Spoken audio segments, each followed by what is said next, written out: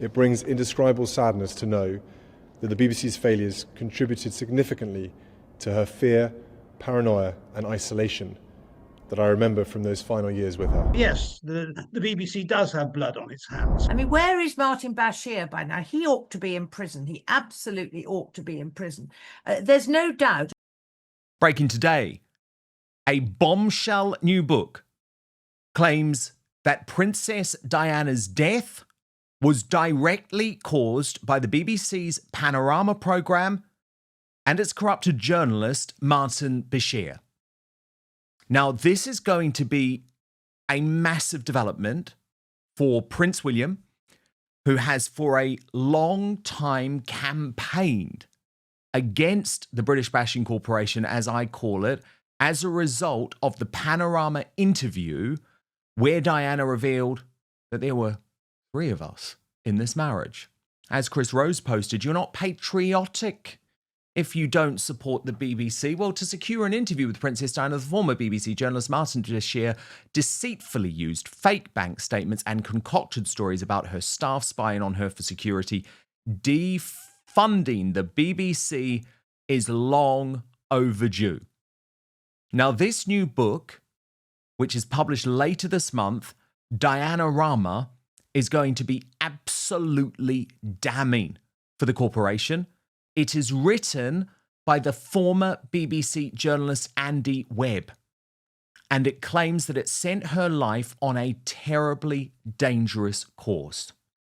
Now, before I get into the new revelations from this book, I want to remind you of the most emotional public statement that was ever made by Prince William when the Dyson report confirmed what he had known deep down in his soul for many years. Watch. BBC employees lied and used fake documents to obtain the interview with my mother, made lurid and false claims about the royal family, which played on her fears and fueled paranoia, displayed woeful incompetence when investigating complaints and concerns about the programme, and were evasive in their reporting to the media and covered up what they knew from their internal investigation. It is my view that the deceitful way the interview was obtained substantially influenced what my mother said. The interview was a major contribution to making my parents' relationship worse and has since hurt countless others. It brings indescribable sadness to know that the BBC's failures contributed significantly to her fear, paranoia and isolation that I remember from those final years with her. But what saddens me most is that if the BBC had properly investigated the complaints and concerns first raised in 1995, my mother would have known that she had been deceived. She was failed not just by a rogue reporter, but by leaders at the BBC who looked the other way rather than asking the tough questions. And this new book, Panorama, has gone one step further than Prince William, claiming that that interview did directly lead to Diana's death. Let me take you through the key revelations. After the BBC's apology to President Trump for a misleading edit of his speech on its flagship current affairs show, a new book tells the comprehensive story of another Panorama scandal. In November 1995, Diana, the Princess of Wales, gave a candid interview to the reporter Martin Bashir, revealing intimate details of the disintegration of her marriage to Prince Charles and casting doubt on whether he was fit to become king. An estimated 200 million people worldwide watched the programme, which made broadcasting history and shaped the future of the royal family. Within days, allegations surfaced that Bashir had used forged bank statements to trick Diana into agreeing to the interview. 25 years later, the BBC commissioned an investigation by the former judge, Lord Dyson, which found that Bashir had won Diana's trust through deceitful behaviour, having seriously breached the BBC's editorial rules.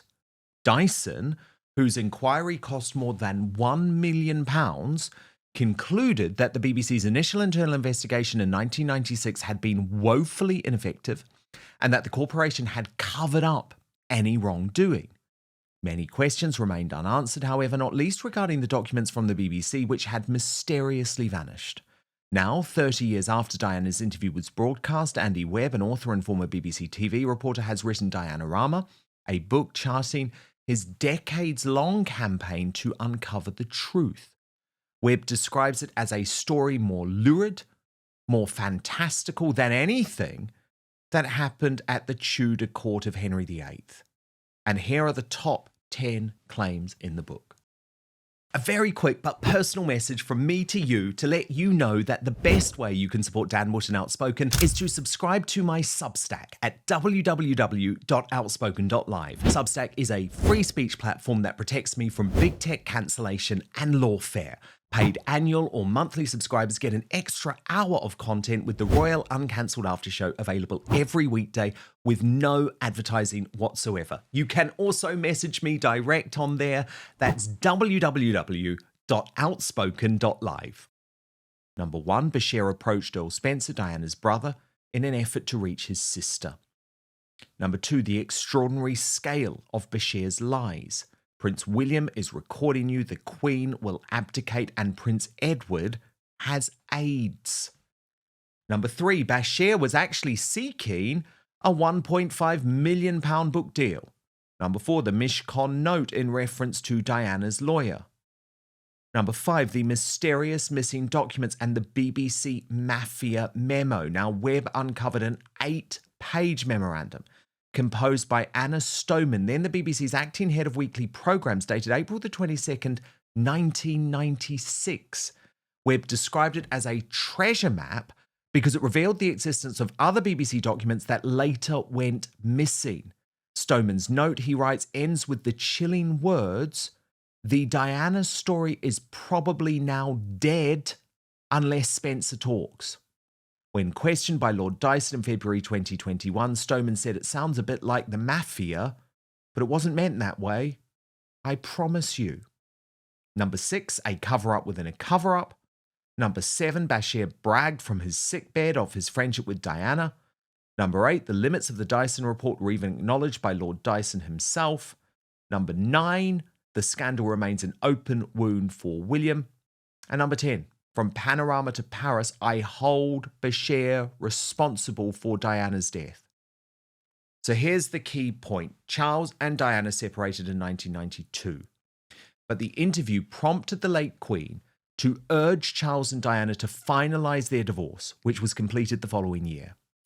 After losing trust in loyal aides such as Patrick Jepson, she was left isolated. It led to her staying in Paris with Dodi Fayed with poor security and a fatal car crash in August 1997. Webb concludes that a line can be drawn between the programme and Diana's death less than 2 years later. He writes, it seemed to me that because of what Martin Bashir has done in 1995, and more importantly, because it had then been covered up, Diana's life had been sent off on a terribly dangerous course resulting in her death. He's not alone in this view. In his statement after the Dyson report, Prince Harry said, "Our mother lost her life because of this." Simone Simmons, a woman who I know, Diana's New Age therapist, recalled that Diana was terribly excited after meeting Bashir. She was floating on a cloud that you couldn't get her down from. She told the author, "I hold Bashir fully responsible for Diana's death. Not partly responsible, fully responsible. If it wasn't for him, she would still be alive." The other side of the argument from the BBC now. A spokesperson for the organisation saying in 2020, the BBC commissioned Lord Dyson to conduct an independent investigation so that he could gain a full picture of what happened in 1995. The BBC provided all relevant documentation that was in the BBC's possession to the Lord Dyson inquiry. Other individuals involved in these events also supplied Lord Dyson with written materials. In May 2021, the BBC published the Lord Dyson report and accepted his conclusions in full. This has all been well documented. I note no denial of the fundamental claim from the book, which is that Panorama interview and Martin Bashir's corrupted attempt to lie to Diana in order to get her to speak to him directly resulted in her death. To my superstar panel, Neil Hamilton and Christine Hamilton, did the BBC kill Princess Diana, Christine, as this new book claims?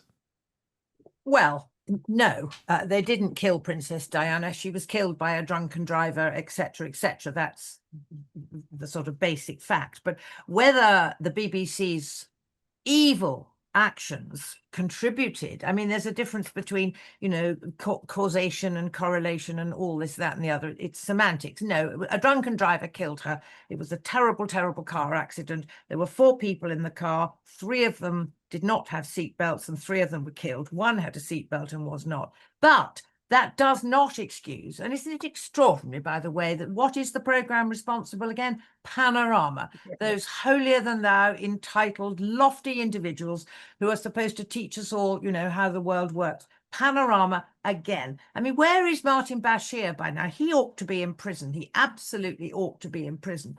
There's no doubt, I'm sure, that interview, especially when she discovered the way that it had been put together and the fact that she was lied to, I mean, that must have been horrific for her to realise that she'd been set up and double-crossed.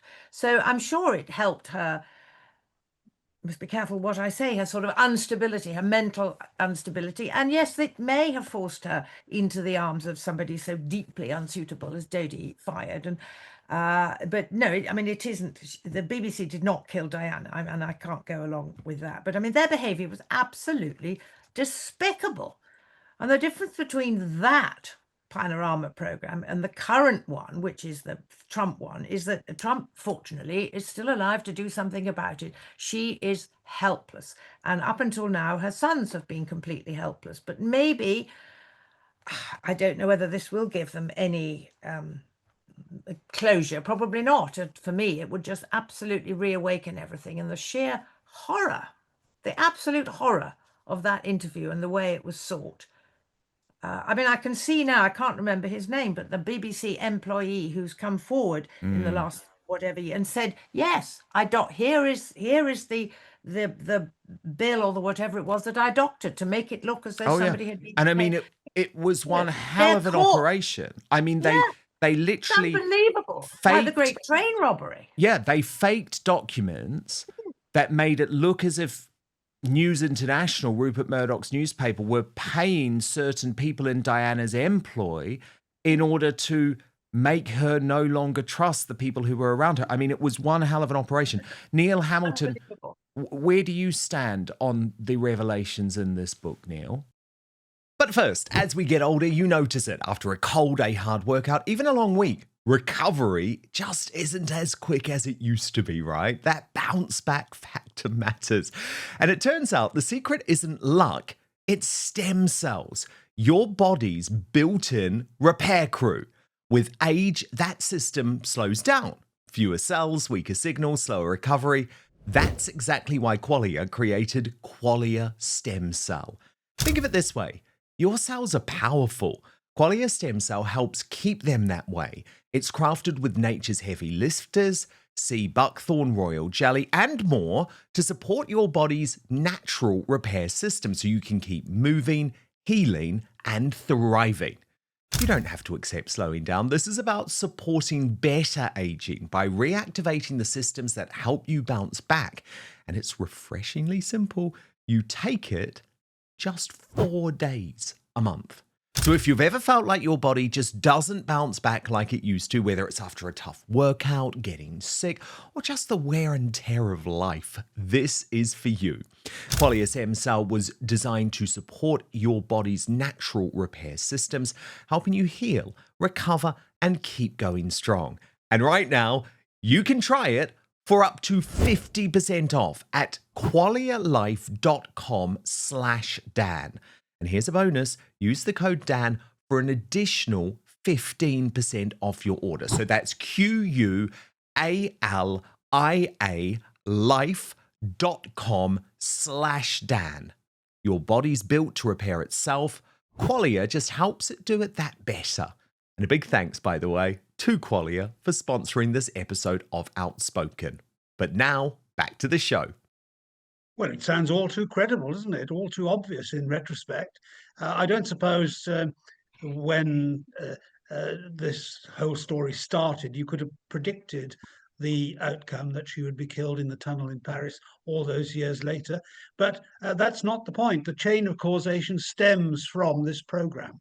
And there's no doubt that the reality is that the BBC ultimately was responsible for what happened, as much as the drunk driver in a way, because if it had not been for this programme and the effect that it had on Diana, she may never have got into that car. So it's not just a matter of what was predictable 40, 30 years ago. It's actually what did happen. And if it had not happened, would the result have been the same? And the answer to that, I believe, is no. So yes, the BBC does have blood on its hands in this particular instance. And their complete inability to recognise the magnitude of their errors and the perfidy for which their own staff have been responsible in so many different ways, not just in the Diana case, but we even see it in the Trump case. They haven't fully come out and recognize that the rot starts right in the middle of their organization. And the culture in which people like Bashir thrived was set, of course, by the management in the organization. The complete lack of control, lack of interest in the truth. And I saw this in my own case 40 years ago with Maggie's militant tendency. And as Christine was saying a moment ago, the great thing about a defamation case is that you get access to all sorts of documents which will otherwise never see the light of day.